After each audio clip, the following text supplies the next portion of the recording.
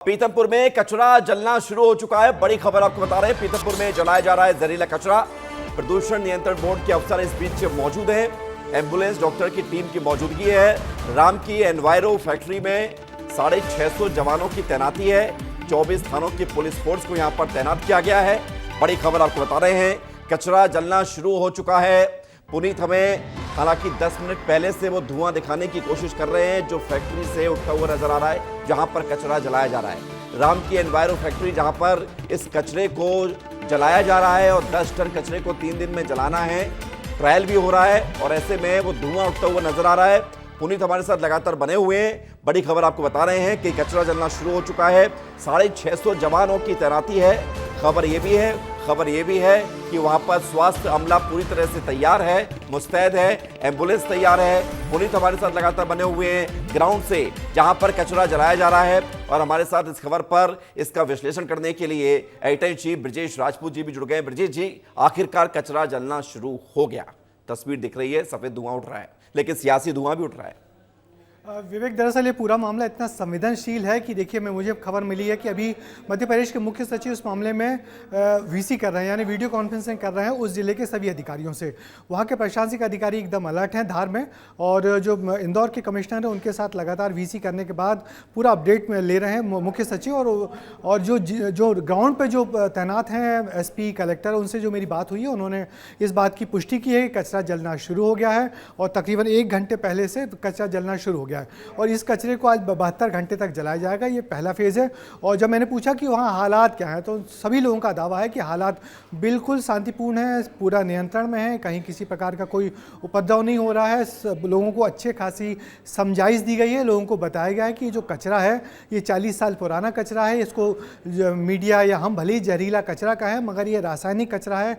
एक रासायनिक कचरे की एक वैलिडिटी होती है, कुछ समय बाद वो वाकई राख हो जाता है। तो लोगों को कन्विंस करने की पूरी प्रशासन कोशिश कर रहा है कि ऐसा कुछ भी उसमें जहरीला तत्व नहीं निकल रहा है, और यदि जहरीला तत्व निकलेगा तो उसकी निगरानी की जाएगी। तो जैसा कि सरकार ने तय किया है कि 3 फेज़ में कचरा जलाया जाएगा।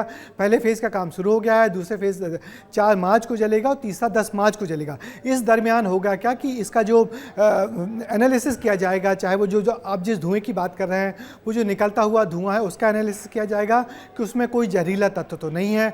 उसके जो पानी निकलेगा तो उसका भी एनालिसिस किया जाएगा कि इसमें कोई जहरीले तत्व तो नहीं है। तो इन सारी चीज़ों की रिपोर्ट बना के पेश की जाएगी। जब तीनों ट्रायल में ऐसा कुछ भी हानिकारक नहीं होगा तो इसके बाद जो बकाया 330 तकरीबन 350 टन कचरा है, या जो जहरीला अवशिष्ट है या रासायनिक अवशिष्ट जिसको कहें, तो वो सारा कुछ उसके बाद उसको ठिकाने लगाया जाएगा। मगर कुल मिला के सबसे बड़ी खबर यही है कि कचरा जलाने की जैसी तय प्रक्रिया थी, उसी तय प्रक्रिया से काम शुरू हो गया। सियासत पर भी मैं कमेंट चाहूंगा। हाँ, बिल्कुल। आपने जो कहा कि सियासी धुआं भी उठा है, तो सियासी धुआं भोपाल से उठना शुरू हो गया है।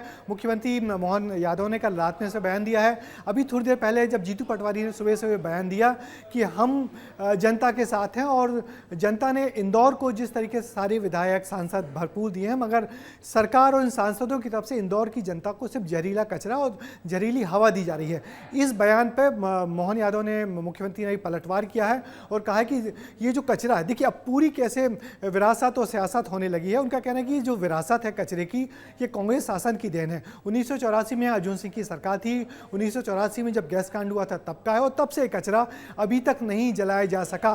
तो इसकी वजह सिर्फ और सिर्फ कांग्रेस की सरकार, कांग्रेस का ढुलमुल रवैया था, जिसके चलते आड़े हाथों लिया है। मुख्यमंत्री मोहन यादव ने कहा कि ये कांग्रेस का अवशिष्ट है, कांग्रेस का अपशिष्ट है, जिसको जलाने की कोशिश की जा रही है, जिसकी सफाई नई सरकार कर रही है। तो कुल मिलाकर अभी बयान प्रति बयान चलते रहेंगे, मगर सबसे बड़ी बात यह है कि जीतू पटवारी और मोहन यादव आमने सामने आ गए हैं। और चूंकि यहाँ जो सरकार बैठी, उसका सबसे बड़ा कंसर्न यही था कि ये कचरा जो भोपाल से इंदौर संभाग में गया है, तो भोपाल वर्सेस इंदौर की लड़ाई ना हो जाए। तो इसको सरकार विधिवत कंट्रोल फिलहाल तो किए हुए मैनेज किया हुआ है। लेकिन मैं आपको एक बार फिर से और हम सभी दर्शकों को ग्राउंड पर लिए चलते हैं। वहां से हमारे साथ पुनीत लगातार बने हुए हैं। पुनीत, कचरा जलना शुरू हो चुका है, 1 घंटे से कचरा जल रहा है, कि कब एनालिसिस किया जाएगा? 72 घंटे बाद, या आज भी कोई टीम वहां पर मौजूद रहेगी और देखेगी किस तरह से धुआं निकाला जा रहा है, या किस तरह से वो पानी निकल रहा है, उसका एनालिसिस किया जाए?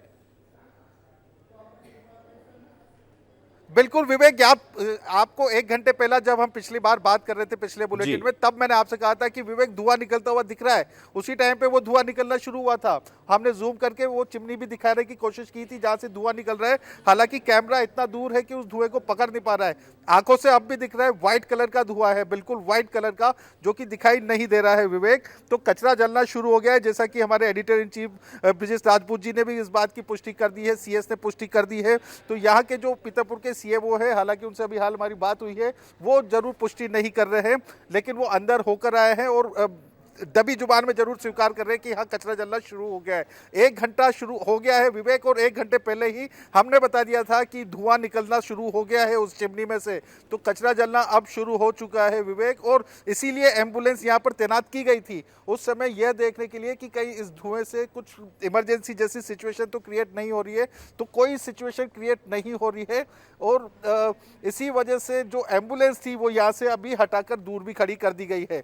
तो कचरा जलना शुरू हो गया है, उसका कोई इफेक्ट अभी तक देखने को नहीं मिल रहा कि आम व्यक्ति पर कोई इफेक्ट हो रहा हो। तो चलिए, ये एक अच्छी खबर कही जाएगी, अच्छी बात मानी जाएगी कि 40 साल से जो रासायनिक कचरा पड़ा हुआ था, जिसे अब निपटान की कार्रवाई शुरू हो गई। यहाँ तक दूसरी बात है कि इसकी जो रिपोर्ट आएगी वो कब तक आएगी। बिल्कुल, यहाँ पर पॉल्यूशन कंट्रोल बोर्ड के अधिकारी मौजूद हैं जो नजर बिल्कुल, यानी कि वक्त वक्त पर ही वो रिपोर्ट तैयार की जाएगी, क्योंकि मॉनिटरिंग लगातार की जा रही है और जबरदस्त की जा रही है। बहुत शुक्रिया आपका ब्रजेश जी, और पूरी आपका हमारे साथ जुड़ने के लिए।